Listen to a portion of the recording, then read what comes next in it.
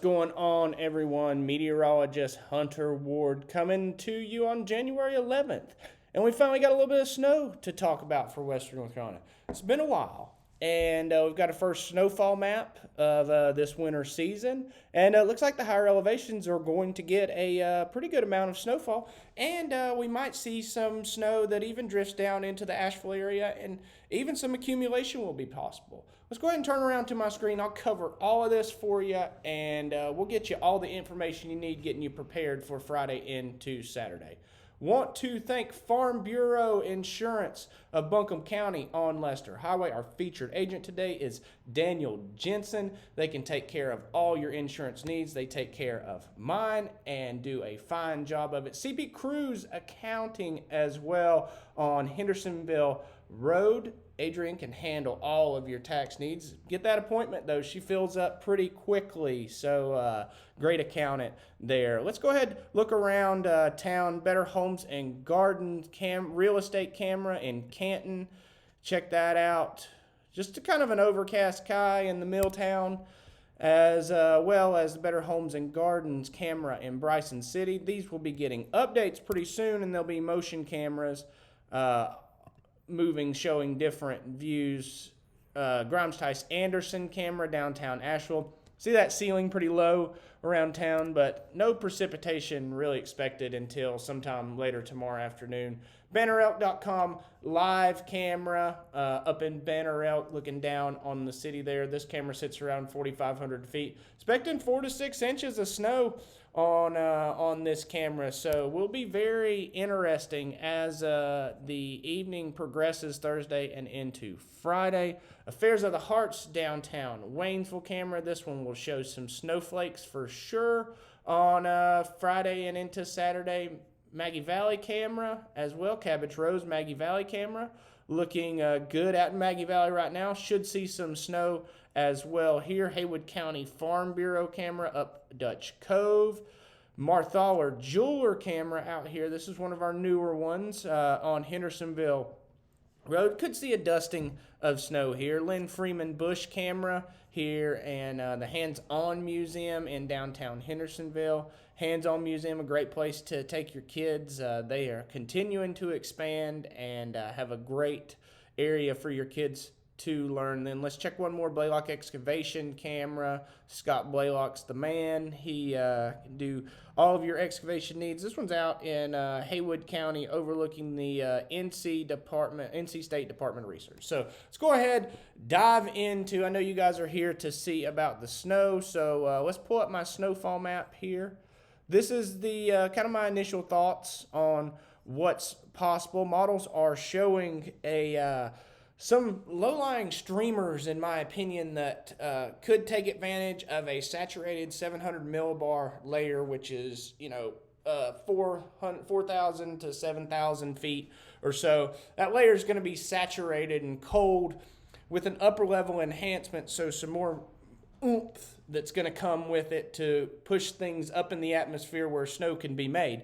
Those streamers are going to set up somewhere around Western North Carolina. There could be several of them, and we could have a kind of a large swath of moisture come through as well at some point in time as that upper-level low moves through sometime later Friday and into Saturday, in my opinion. But the streamers will set up after we have rain that moves through, and that will change over to snow in those highest elevations, sometime late Thursday night, very early Friday morning, and then by 6 or 7 a.m., I think many around Buncombe County will be seeing some form of snow. Now, I think the accumulation probably comes after sundown on Friday. We'll get some streamers that set up from the northwest, and this will be somewhat of a long duration event of 24 plus hours from Friday, early Friday morning into late Saturday for those highest elevations on the North Carolina-Tennessee border, where I've got that 4 to 8 inch stripe,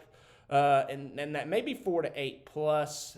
Places like Mount LeConte could really get hammered. Clingman's Dome may have more than that. Then 2 to 4 inch stripe around Mars Hill, Burnsville, Banner Elk. Boone is kind of on that line as well, and then your 1 to 3 inch stripe. Waynesville, kind of the tip of Asheville. The airport kind of down here is more in that dusting to 1 inch, but it really kind of depends on where those streamers set up. You remember last year we had one really set up over the like Riceville Road area, and the Swannanoa area they got like 5 to 6 inches of snow just in that bowl back there as we had some mountain enhancement as the northwest flow came in. So not saying that's where that's going to set up, but the possibility for something like that to set up in an isolated valley is possible with this long duration system. So keep that in mind.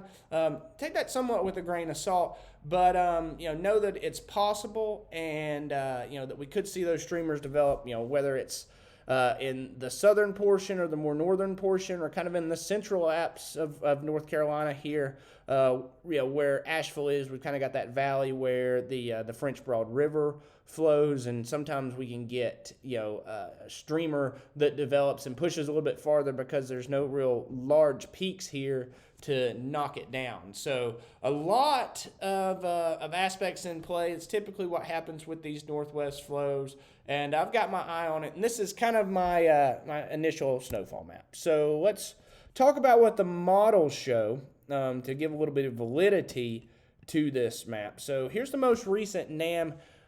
This is the NAM, not the NAM 3KM, but this is what the NAM is showing through Saturday at 1 p.m. You can see 5 and 6 inch totals here along the North Carolina-Tennessee border, showing Asheville getting 1.5 inches of snow. Not sure if that verifies, but I had that 1 to 3 that kind of extends down there.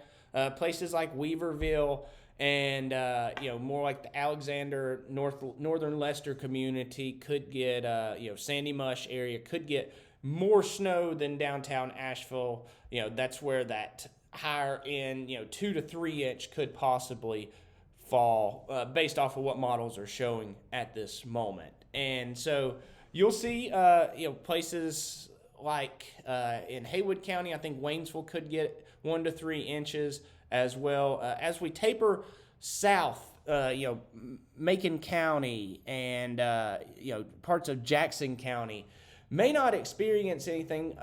Sometimes these northwest flows will surprise you a little bit down here in the Cashers area, but still thinking that's on the lower end. I know I show it as 1 to 3, but still think really just 1 inch probably possible there. Franklin, you guys a lot of times miss out on these northwest flows, but could see a few flurries. Andrews, Murphy, right on that inch or so line. I've got it in the 1 to 3 on my map. And then Bryson City, that sharp cutoff as downsloping occurs out of the mountains. That's kind of what you'll see. Let me show you what the the model shows as far as precipitation here. Then you can kind of form your opinion on the timing. Just a second. All right. So here you can see as this runs out, and I'll scoot it down so you can see North Carolina. As this runs out, rain moving through Thursday, around 4 to 6 p.m. Should get most of a work day in if you work outside on Thursday, and then that rain pushes through. Then we'll see early Friday morning, you can see those snow showers begin to build, and it's kind of intermittent on this model, and then you can see a little bit more come through. The long-range models, the GFS and European, have been real excited about what these models are showing and kind of where the direction is. They've been 1 to 2 inches for Asheville on a regular basis. So keep that in mind. We'll do another update tomorrow just to kind of give you guys an idea of what the models are showing, the real short-range models, and then we'll start looking at the radar as well. Luckily, this radar in Morristown is not down. We should have a pretty clear picture of this approaching, and I'll do my best to forecast for you and let you know what's going on. Really appreciate y'all checking in. Make sure you follow me on Instagram at AVLWX, same on TikTok, and we've also got our Twitter page. You can follow me at HV Ward, and also along on Facebook. Thanks for joining me. Have a great afternoon.